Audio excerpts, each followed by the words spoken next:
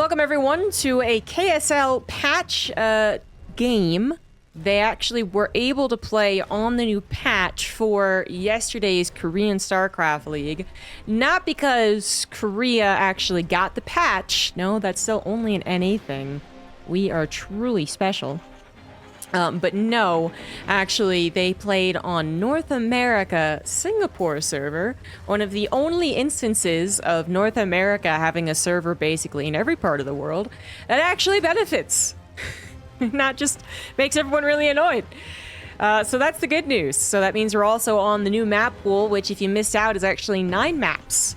So there is a larger variety of maps hopefully to be played here in any best of. And the match we are watching, of course, is top right, Oliveira.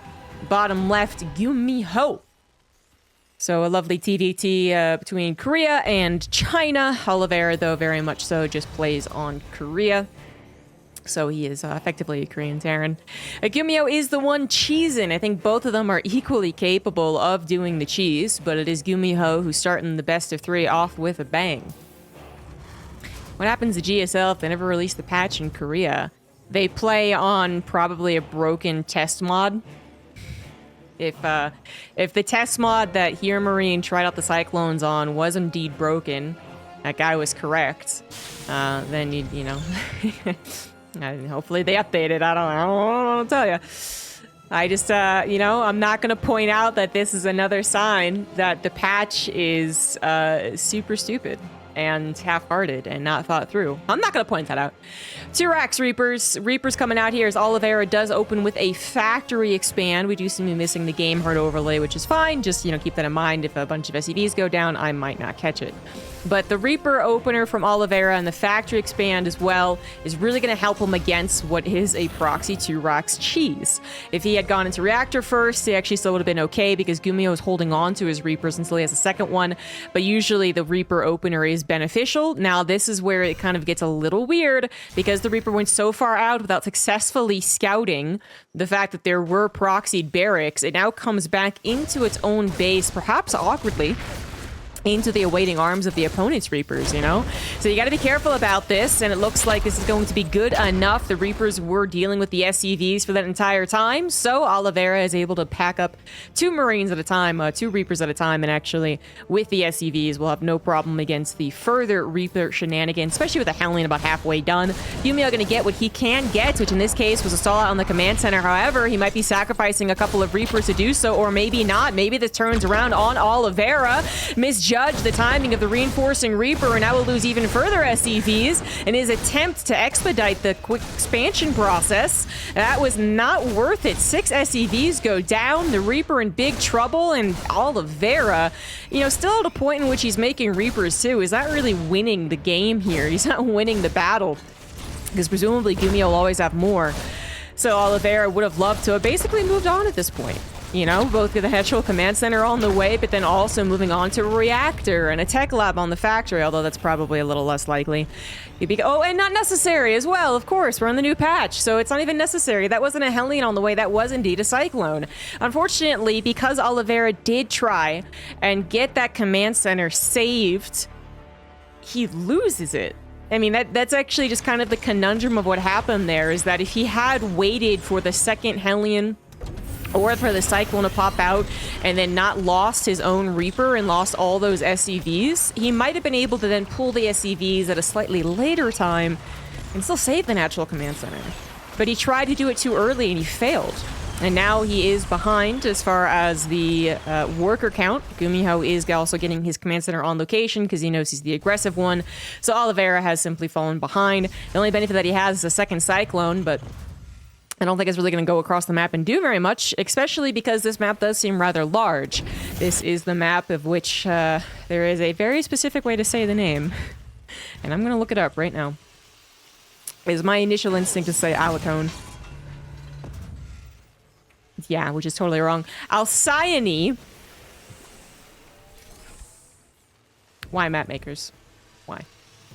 Anyways, so GuMiHo giving himself a lead and getting one. Oliveira trying to make up for lost time, grabbing a fast third CC as well. But as you can see, GuMiHo's doing the same thing. It's kind of a natural progression after such a 2-racks opener. Both players getting Ravens, but only one of them actually getting the research for the Raven. That is the big change for this matchup as well as TVP. Oh, Reaper's actually hopped up on here. They are not going to particularly win the battle. Yeah, not really worth the hop up. He was hoping that there'd be nothing there. They had waited long enough that the Reapers could have just bypassed whatever was waiting and gotten into the SEV line. Not working for GuMiHo, but he's still 4 workers ahead. But anyway, back to the upgrade. So the Raven no longer gets Interference Matrix by default. It's not a matter of waiting for the energy. It's a matter of waiting for an upgrade, which is 50-50, so it's very cheap. And as you can see, it was pretty fast, too. And because the Raven already requires a tech lab, it's not like it's really that much farther of a step along. I have seen people talk about how this wasn't enough for the Raven change, particularly when it comes to TVP. I actually kind of like it as a first step, as a stepping stone. You know, like, okay, we'll try and push it off just like by seconds, make it a little more expensive, and then see what that works like.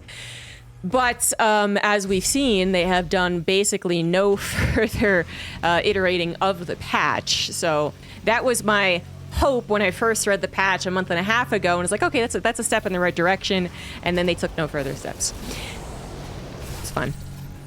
But the Raven of Oliveira will have Interference Matrix. The Ravens of GuMiHo will not. Now, GuMiHo has not really taken advantage of the patch very much. I even wonder if he had gotten a tech lab on his factory prior to building a Cyclone, because it would not surprise me.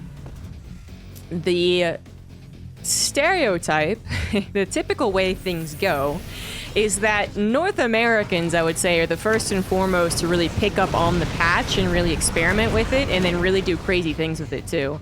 Good old North America.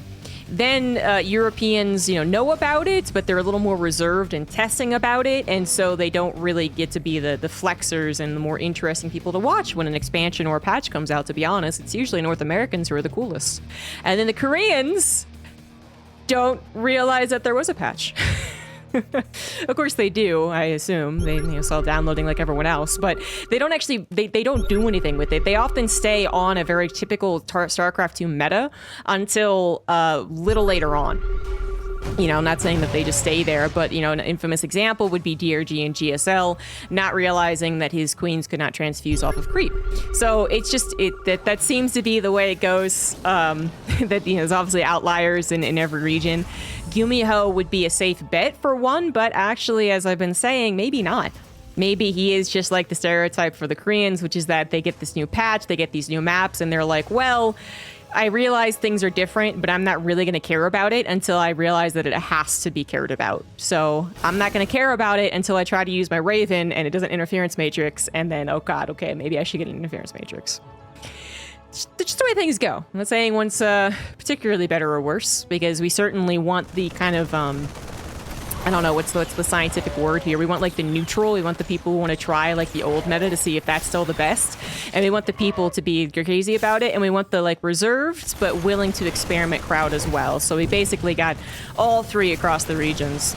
GuMiHo going for some auto turret harassments. Certainly not planning any interference matrices anyways, but that could be a problem. He's back at home. He is under attack. Now, Oliveira's supply has dipped down, but that is because of the Raven harassment. Interference matrix aplenty going down. Only one tank from GuMiHo firing away here, but Oliveira might be a little overstepping. That was not enough Oliveira to actually break through the amount of units that GuMiHo had protecting the tanks. So while the tanks weren't firing, there was still enough Marines to catch up on Oliveira's attempted pounce. And so it wasn't an attempted pounce at all. Those tanks were perfectly fine, and that cost Oliveira every single one of his Ravens. He lost 26 SCVs back at home to the auto turret harassment, and Oliveira, I mean, he's not been in a good position anyway. He's been behind since the 2-racks opener, but this just made things basically impossible to make a comeback happen. Yep. And this is not getting any better. Oliveira dropping into the range of his opponent's tanks is going to at least try and get something of his own, but cannot get more than one tank. This other one is going to be saved and possibly repaired. Oliveira down 60 supply at this point, and still dealing with Raven harassment, apparently. I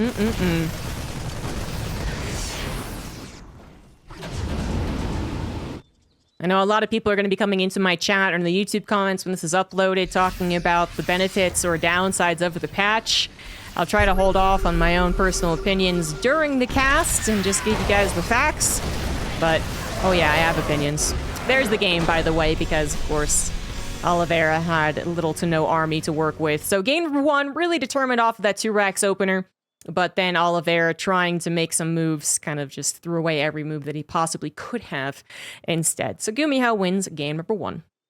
Game number 2 on hard lead. This is much easier to pronounce. In the bottom right, we do have Oliveira down a game. Top left, we got GuMiHo. As a reminder, these guys are playing on the North American Singapore server. Not because Oliveira lives in China and GuMiHo in Korea, no. But because the Korea server actually does not have the patch at the time of this recording. Hopefully very soon, Korea and Europe will both have the patch. Currently, North America is an apparent unofficial testing ground. Which, you know, there's nothing else that it's being used for, so... GuMiHo, you know, he went with the 2-Rax. He went with the 2-Rax that was effective enough at the beginning, just with the way that proxy 2-Rax can actually roll into a decent macro game. But then he actually won it when Oliveira tried to save his natural command center and failed. That was the real problem. So Oliveira knew that he had to take some risks. He is also a type of Terran player who does often take that riskier move to pounce on an unexpected Terran opponents. You kind of combine those two together, and you have the overreach at the third base of GuMiHo that Oliveira did, that again threw away any chance that he would be able to make a comeback happen. Not saying it was possible even before that, because the Ravens were killing 20 plus SCVs, of course, but yeah. That was really the wombo combo that made it so Oliveira, you know, could have tapped out then and there, and no one would have batted an eye. But he did give it the old college try until GuMiHo came across the map with 40 supply more. So it is what it is. This time around, however, Oliveira factory expanding and SCV scouting is basically saying, I am determined not to be surprised by a 2-Rax. Generally, if you factory expand, you don't have to SCV scout, but if you just died to one, you SCV scout. It is just a factory expand for both players. Again, so far, not too much experimentation when it comes to the new patch. We just had Oliveira using the Cyclone out of the non-Tech Lab factory, which I'm not sure if GuMiHo did or not. And then he was the only one that get the Interference Matrix upgrade, but GuMiHo didn't use his Ravens for those matrices anyway, so it didn't really matter. A little bit of a Reaper scuffle to be expected, as both of them kind of good ideas to what each other is doing. Obviously, GuMiHo never got a scout, but he basically bets that Oliveira will not 2-Rax in the second game. And not even a real bets, because the factory expand again is so good against it. Okay, GuMiHo is building Cyclone out of Tech Lab list factory. So he knows at least that much, or has figured it out. The Cyclone had a lot of changes that I can't really go over in a cast. You definitely got to check out the patch, which you can find probably just by Googling StarCraft 2 patch and see why everyone hates it. But the Cyclone got completely changed from a great defensive all-arounder that is unique and used in some scenarios, but not all, to being a unit that can be masked, that's a little less good of an all-around defensive unit. And, yeah, I guess that's basically it. Like, it's basically less of, like, you get one that kind of saves you in a lot of situations or is heavily microable. You instead are kind of encouraged to get many of them, in which the amount of the amount of Cyclones and what they can do still with their attack can be a little comical looking. But as far as, for instance, using a single Cyclone or even 2 Cyclones with the Medivac drop, a pretty typical Terran versus Terran opener, which is Oliveira doing here, the Cyclone will not be as good, basically, in this regard, in this situation. Usually when it comes to 2 Cyclones, and I was wrong, he just picks up a 1 and 4 Marines, but still, there's a lot of micro potential there. But because of their reduced armor, they no longer get that health buff that they once got back in the first iteration of the patch. Their lock-on range was decreased. Yeah, because of those, I guess, major changes. They're just not the same. And we're gonna see firsthand what the Cyclone drop, because now both of them are doing it, is actually going to look like.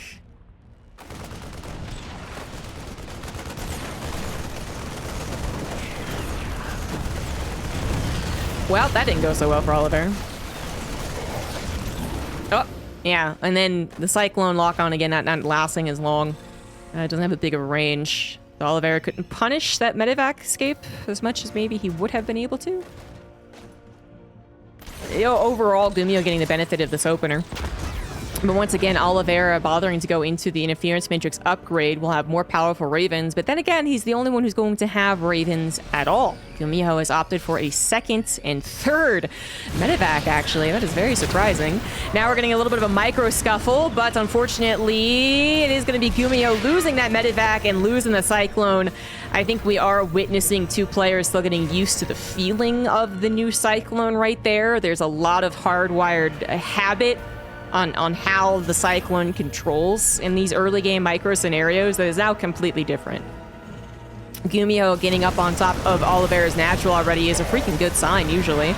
A Cyclone still as glass cannony as it once was. Interference Matrix does come down on 1 out of 3 of GuMiHo's tanks, but the reinforcing one comes in, and even with its regular DPS, it's looking pretty good, but auto turret's coming in to save the day. Maybe that tank is injured but not dead, and GuMiHo is continuing to rally forth here.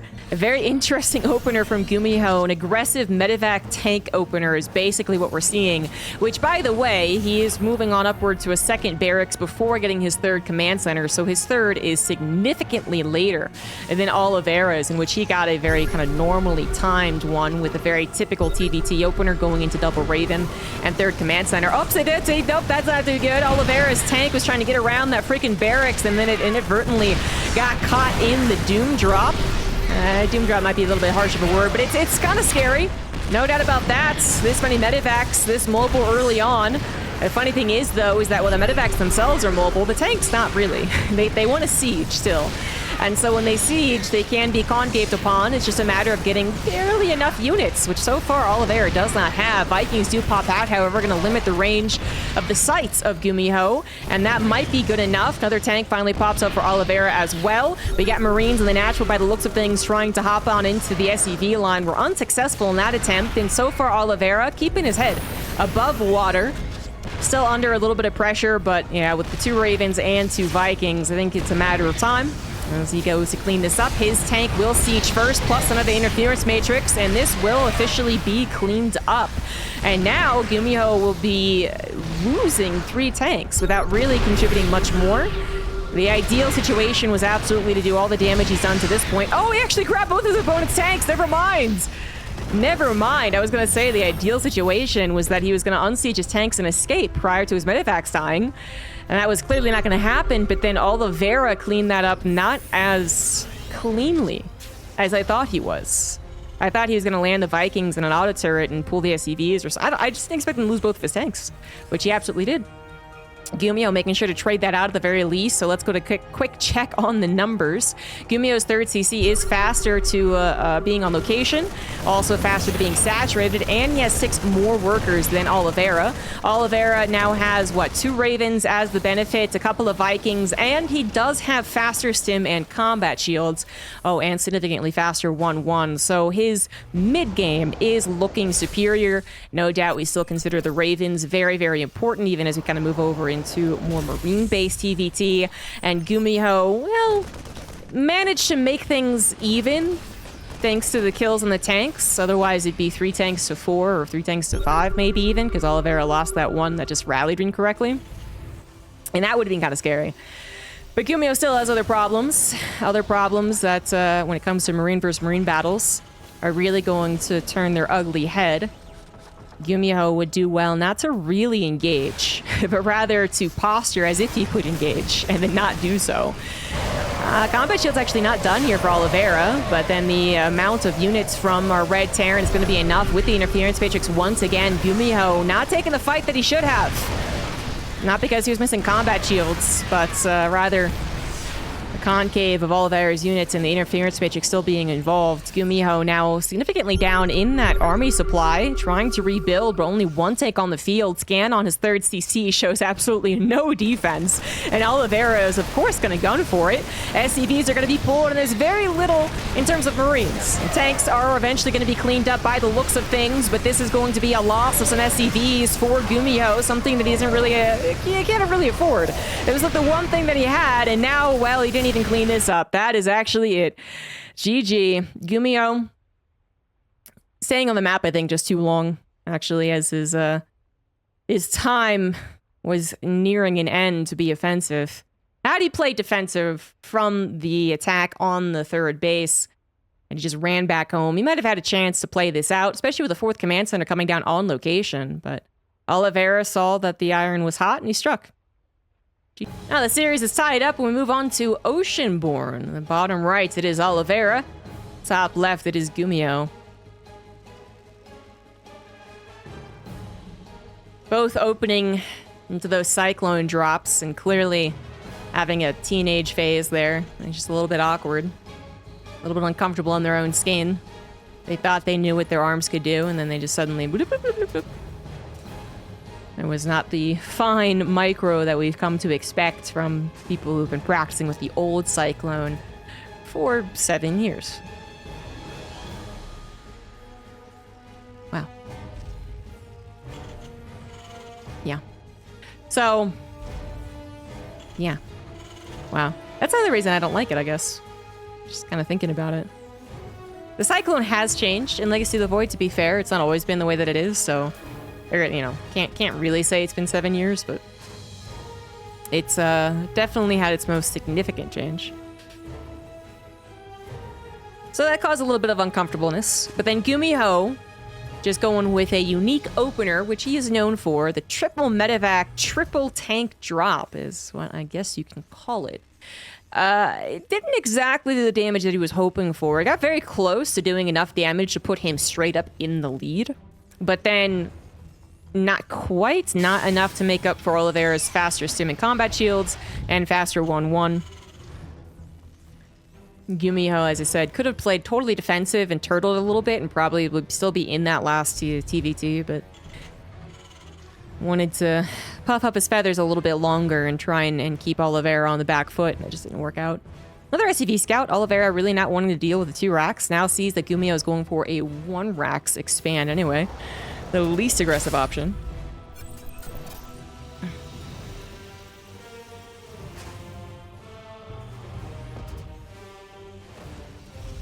Unfortunately, Oliveira can only do so much to punish a 1-Rex expand. The factory expand basically becoming one of the most used openers because its ability to catch up to the 1-Rex expand is pretty good. You know, the times in which a 1-Rex expand successfully stays those 2 or 3 workers ahead are quite low, actually. So Oliveira, it's not about necessarily punishing this, since he scouted it, as much as it is just getting the little bits of damage. The 1 SCV, the half a second slot on the command center. This is already adding up to be enough, as the Reaper actually continues to live, oh boy, to be making up for the command center, especially as Oliveira grabs his on location, of course. No reason to play scared in this scenario. He grabs another SCV, and this is seriously already putting Oliveira up that worker, which GuMiHo will catch up to because his command center is faster, but then it's just so, it ends up being so close anyway. But then Oliveira is the one that kind of has more of the what-if potential behind everything. GuMiHo is kind of stuck in a 1-Rex expand defensive posturing for a little while longer. Oliveira could have been going for a more mass early game unit appeal. More Reapers, more Hellions, and GuMiHo wouldn't know that, and even with a bunker, you can bypass that. You can jump up in the main base with the Reapers, or you can run by with the Hellions. The faster Cyclone production does screw with some of these concepts a little bit more, but, well, here's an example of doing exactly what I just said, but not with as many units as he could have had. So GuMiHo is the one that's still trying to make sure he just doesn't lose any more units. Oliveira can actually be, again, kind of happy with the amount of damage he's already done. And then the follow-up is now what's most important, which is a faster third CC for Oliveira. GuMiHo, once again, opting for a faster second barracks. Yeah, that was him in the last game, wasn't it? Or was it the first game? But either way, but he's adding this in all before his 3rd CC. So he's going into a faster mobile composition, more Marines, faster stim and combat shields, more medevacs as well. Oliveira has not scouted this. The Reaper and Hellion that got into the natural did not try and scoot up into the main base to get a secondary scout. There might be some assuming going on at this point. And the assumption would be that he's doing something very similar to Oliveira. Straight up 111 tech, Ravens on the way, 3rd command center started soon. Oliveira would be wrong if that's what he's guessing. He doesn't need to get a second scout. He needs to figure out that he needs to play a little defensive here. He needs to be careful about his 3rd CC being planted on location too quickly. He needs to worry about being out-positioned. I'm looking at the map and I'm seeing this big ol' area on the main base, for instance, that could be dropped. And a fairly decent size in the natural as well. Even if you were to invest in missile turrets, you'd have to invest into at least 2 to cover the area. But that wouldn't guarantee the kill on a medevac. And then up on the main base, 1, 2, 3. And again, that might not actually kill the medevacs trying to get in. Which you don't really want to do anyway. Generally, if you do realize you're the defensive 3cc player, maybe it's 1 missile turret in some of the key areas, and then you make sure that your Vikings are on the job. But that's only if you get Vikings, which isn't a guarantee. Although in this case, Oliveira is getting at least... Well, he should be getting 2. Soon. Soon, TM. GuMiHo's 2 medevacs are ready to go, not quite full of Marines, but they are racing across the map, hoping to catch Oliveira off guard. And while this happens, GuMiHo takes the 3rd CC on location, because again, as the aggressor, you figure you have that map control. Very unlikely for Oliveira to get anything across the map that could tear down an entire command center. A single Raven or a Marine could stall it out, but, you know, there's even a Cyclone back there to stop something like that from happening. A Cyclone on the front line is not particularly helpful at this point. And GuMiHo's double medevac drop didn't actually do anything, and I don't think it was necessarily scouted either. It looks like a scan eventually went down, so Oliveira does know that he needs to be careful about this. Now knows where the 16 Marines are, or 14. And now it's just a matter of making sure that the second potential drop doesn't catch you by surprise. GuMiHo not really incentivized here to go into Vikings at this point or into his own Ravens. So you know there's just going to be nonstop Marine medevac production. And that's going to mean the possibility of a big Doom drop in the main base or natural, or, of course, 2 prong drops, which is basically the next natural step to this. Oliveira should be expecting it, but you're still so low on the unit count that even though your units are very good, tanks and Ravens and Vikings, if they're not well positioned, you still lose. GuMiHo is going for the quad drop into the main base. Ooh, the Reaper Scouts timing, though. Ehan timing. Ravens and Vikings totally in place as well. They were already protecting the 3rd CC, so a little hop over to the main is not a big deal. One of the defensive benefits of this map when that happens. The combo triangle defense, you know? But then still a lot of open space. If they do manage to get in, there's going to be a lot of room for them to flex their own army's muscles. GuMiHo not finding success with his opener as of yet, but then there's the more of the behind-the-scenes kind of successes. Again, that faster 3rd command center, the fact that his army is still more powerful, and the fact that he could still catch his opposing Terran out of position, and that's exactly what has happened here. 1 tank in the natural was not good enough. All the Marines unloaded. Interference pitches are coming down to take the tanks out of the equation. Anti-armor missile as well, and that will clean up GuMiHo's drop, but GuMiHo actually able to escape with a medevac full of 2 tanks is probably one of the best results here, as he also was successful in dealing damage. He killed his opponent's tank, he killed a handful of SCVs, he got both Ravens killed as well, taking away that tech advantage that Oliveira had because of the way the openers went.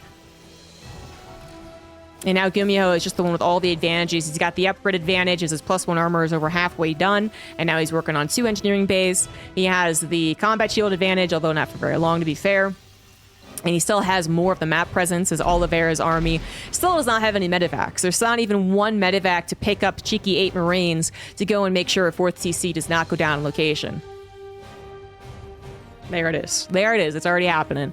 GuMiHo continuing to take the map and continuing to be basically allowed to be as confident as he has done a fair bit of scouting with all of his drops and harassment. And in that scouting, again, you see 0 medevacs for your opponent. You don't even have to worry about them coming across the map. It's possible you missed it, to be fair, and that would be devastating to him as he holds all of his army, sends it all across the map, but we know that it's actually not a worry. Oliveira completely defensive, not exactly the place that this aggressive Terran wants to be, honestly. One Liberator does show up, and that's a good addition. When you have the Viking control, no doubt about that, that is your benefit right there, but it can only do so much. GuMiHo has plenty of Marines that are upgraded that could go ahead and sacrifice their lives to kill such a Liberator and possibly open up an opportunity to jump on top of the tanks. Wasn't there that time, but he did have to be a little scared for Oliveira. Oliveira, a risky, aggressive player, however, did lift 2 medevacs, his first 2 on the field, with 16 Marines. Despite being under pressure right there, he's going to go for the attack. It looks like GuMiHo might have picked up on this. I don't know when he saw the medevacs, but he did. He is going to chase them down. One Viking already in position. Oh, no. Oh, no. Now, the boost towards the Viking was absolutely the right call right there. Oliveira not panicking, because that's what I 100% thought was going to happen. A quick, oh shit, and then back, and then forth, and then back, and then forth. At least he is confident. When he does something confidently, that is for sure. And as such, he will get his Marines actually unloaded into the natural third base, which will do some damage. Not a tremendous amount, delaying a barracks, killing some SCVs, mostly trading out with his opponent's army, but it also brought that army of GuMiHo back and got a little bit of breathing room back at home for Oliveira. It still is not a good thing overall, seeing that your opponent has a 4th CC, already a planetary, as you are still confined to your 3-base setup, still a little scared that you could be broken because this game hasn't gone as swimmingly as you would hope. And GuMiHo will hold on to this lead for a little while longer. Much faster +2 attack. His armor was significantly late. It looks like he just actually didn't grab it, because he definitely had a second engineering bay on the way. But the good news is Oliveira also making the same mistake, and then also just behind on upgrades as well. So yes, GuMiHo is going to have a +2 attack upgrade for the next 45 seconds, and as he is encroaching on Oliveira's side of the map, that could actually come into play. Going to take out some of the missile turrets covering the natural, open up further opportunities for later. That's about all you can do here. Oliveira dealing with this as calmly as possible, while also establishing his own 4th base, making sure not to be caught by a second army. He is close enough to GuMiHo's supply, although he's not sure of that, to be able to spread out his army with an 8 tank count. Like, that's pretty good. That's generally enough to spread over 2 different locations and protect themselves, especially if they've got such things as high ground and ramps to work off of, which they absolutely do. Pretty map, by the way. I think everyone likes ocean-themed maps. +3 starts up lickety-split for GuMiHo, but that +2 will at least even up for Oliveira for a little while. Sensor towers aplenty coming down. Oliveira now, I guess, doesn't really need this one, but yeah, you don't get rid of it, right? You don't salvage it. If you could salvage sensor towers, they would be truly broken. That is all of GuMiHo's army, bearing down on Oliveira's defensive setup. The upgrades are currently even, actually even favorable for Oliveira with the tank, but the number of units, that's what was greater there for GuMiHo. All of his tanks got sieged up, blasted away. Oliveira's defensive force cancels the attempted 5th command center and now looks to kill the planetary. Not much for Oliveira to have to deal with this, other than the Liberators, which are critical. Absolutely key here. Good thing he had them at the time that he did. Otherwise, this planetary would be in significant trouble. The rest of the tanks of Oliveira finally come over as well. That's just the benefit that the aggressor had. Oliveira, despite the sensor tower placements, wouldn't know 100% that the incoming army was 100% of his opponent's, or 80%, or 50%, or 20%. You just don't know until everything's in sight of the sensor tower, and by then it might be too late. But thanks to those Liberators, he does hold on to his base. He still took a loss of supply overall, and does need time to recover, but on 4 bases, he should have that time. GuMiHo has moved over into 8 racks. In fact, that was a while ago. That was back during that one drop Oliveira had on the other side of the map. So he is looking for momentum. He is looking to trade out even a little bit worse if it means that he opens up opportunities for later. Oliveira, actually going for 8 racks as well, is possibly going to take a better fight in the future once he's also maxed out, and then immediately change the tides of battle. That's what his 8 racks could give him if he finally wins a fight. But so far, he is just on the defensive, not exactly the best use of the situation. Tanks aplenty on that left side, sorry, but not exactly covering the 5th command center again. That will have to be canceled. Well, maybe not. Command Center is still going strong. Medivacs unload on top of the tanks with the Liberators sieging up the rest of GuMiHo's army, trying to come in on the right side, however, not able to pierce through the overall defenses. And that is Oliveira's time to shine, maybe. GuMiHo has a lot of Marines still left over, coming forward right now. They got the superior upgrades too, and that's a huge problem. Oliveira did not take that battle. He needs to come back here, siege up his tanks, and defend his bases as both players dip heavily in supply. That was a bit of a slobber knocker. Oliveira, I think now realizing he is out upgraded, knows that he is once again on the defensive, but you know, he saved his 5th command center. He's going to be trying to take it. He's still on 4 base mining for the most part, so again, a possibility of recovering his supply is there, but GuMiHo has expanded better, faster than his opponents. The upgrades, once again, going to be furthering their lead as +3 armor, faster for GuMiHo than Oliveira's +3 attack. Not by much, but still. And Oliveira might be able to get this 5th base up as GuMiHo does take a chill pill. But to actually protect it alongside that 4th, which has been such a sore point for him, I don't know about that. And again, he's doing basically the same thing as his opponent. So the more that he plays on the defensive, I mean, the more opportunities I feel like it's for GuMiHo, actually. Oliveira needs to take one hell of an engagement and turn the momentum on its side, but he can't do it. He cannot actually even get his 5th command center up. GuMiHo snipes it as it was still weakened from the earlier battle. If Oliveira was going into triple starport instead of his own 8 racks, then there's a real case to be made about having the superior army after you've weathered the storm for a significant amount of time. But when you're doing the same exact thing and you're losing each battle you take, well, then that's just simple math, isn't it? There's really no change-up. Oliveira lifting his main orbital to actually take this base. The fact that it's an orbital isn't the worst thing, really, because this is probably going to be the point at which Oliveira spends most of his time defending and then also using it to potentially attack if he ever wins a freaking battle. He's tried, just to be clear, I'm not making fun of the guy, he's tried, but it's just not happening. But when he does move away, for instance, to defend his 4th base once again, well, that orbital is going to be easily sniped by a bunch of Marines. Oliveira will finally have even upgrades in just 1 hot second. He's managed to continue having the superior tank upgrades, but they just haven't mattered as much. +3 armor not done. Oliveira also running into his opponent's tank fire. That was just 2 different bad things happening. I guess Oliveira does grab a slightly superior concave and will be able to push this off, but it still was a loss of units for Oliveira. That could have been better. His concave was better. It was superior, but his upgrades were not. And the supply had already dipped quite a bit before he's able to push that away. GuMiHo, he knows that it's so close to actually breaking Oliveira's defensive setup, but TVT is TVT, isn't it? And every time you think you've opened up the opportunity, they just have too many tanks, too many Marines, too many missile turrets, whatever. Oliveira occasionally having too many Liberators. Oh, that was a beautiful setup against a more direct push of tanks and Marines, but not a great setup against the double medevac drop. Excellent maneuver there from GuMiHo, realizing the opportunity was there. Takes down a siege unit in the form of a tank, and siege units in the form of Liberators as well. Oliveira still struggling. Just barely over that 150 supply hump. Still on a good SCV count, if he could get enough minerals to mine with that, which is now a problem. Oversaturated in many different locations. And GuMiHo has taken up a 6th base during this time. An extra orbital as well, I believe. Oliveira not going to give up. Not going to give up. +2 tank. Weapon upgrade advantage has been working out well for him. Every time GuMiHo stims, his Marines do get blasted.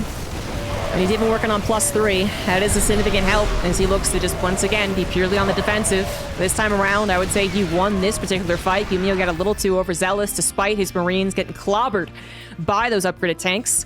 And then Oliveira's reinforcing Marines were enough to completely push that back. I believe that is an accidental Marauder, by the way, before anyone gets any ideas about building Marauders. Although I could be wrong. 3 Marauders in total might be on purpose. And there is something to be said about them leading the charge against someone who is dependent on purely mechanical units. I mean, as far as, you know, he's depending on tanks. It's almost like a mech player. I guess you could add a couple of Marauders. Is that actually better? We'll find out. tanks of Oliveira all sieging up, well, except this guy. I don't know why this guy didn't. In the middle of the map. He has 12 of them now to GuMiHo's measly 3. GuMiHo has been overly aggressive with his tank count. He never got a third factory, but oh, look at this. This is going to be one hell of a sandwich. Oliveira thought he had momentum and then just ran into the perfect trap. Oh, no. His tank count got obliterated. That took so long to build up to. He had such an advantage. And then he basically just fed himself into GuMiHo's mouth. GuMiHo, I'm not even sure was planning that. He was just like, oh, look at this. Isn't that nice? Isn't that fantastic? Great, thank you. And now the tanks have evened up. In fact, now favorable for GuMiHo, who I would still say after that little heart attack moment might want to add a third factory, but whatever, man. I'm not the pro gamer. I'm not as good. He's actually adding on a couple of Vikings, maybe going to try and take to the skies, as that is usually the more concrete way to win a very tight TVT battle. This planetary on the left side does have no upgrades, so the Marines could try and... probably still not worth it. You know, you add like 15 more Marines and he probably tries to gun it down, but... No, now Oliveira not getting any opportunity to strike at his opponent's economy, and in fact, thought he was not being chased down. Loses Medivacs and Marines. Oliveira not even able to take advantage of the movement of his opponent's army to try and get his 6th on location, for instance, up to the top right, because his 6th isn't done, but also missile turret was built over on this base. I love it. That's so annoying.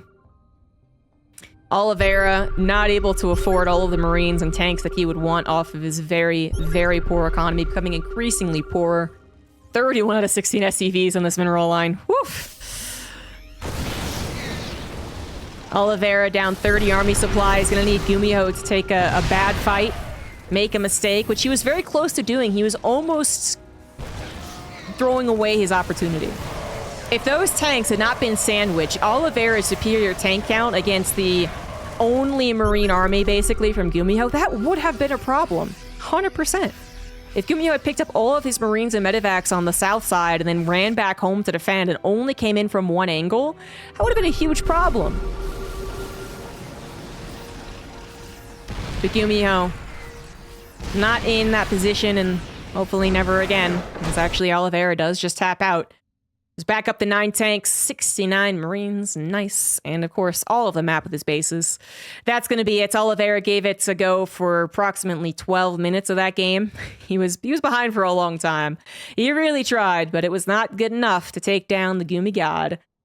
And that'll be our first look into TVT on the new patch. Basically not different. Mr. Chaz, thank you very much for the 10 gifted subs. Woof! Appreciate that. But yeah, TVT did not look all that different. The Cyclones were handled awkwardly as expected, and only one player bothered to get the Interference Matrix upgrade, but I don't think that has any... this is not a precursor to anything in TVT, I don't think. I don't think GuMiHo going for more Marine-based openers is because of the patch, and I don't really have a strong opinion on what the Cyclone or the Interference Matrix upgrade will do in this matchup because of this best of 3. More data needs to be collected is what I'm saying. Unfortunately, we do have more games to look at. So let's go ahead and close up on this best of 3. Thanks for watching, people on the YouTubes, and let's get into some of the semifinals of this KSL.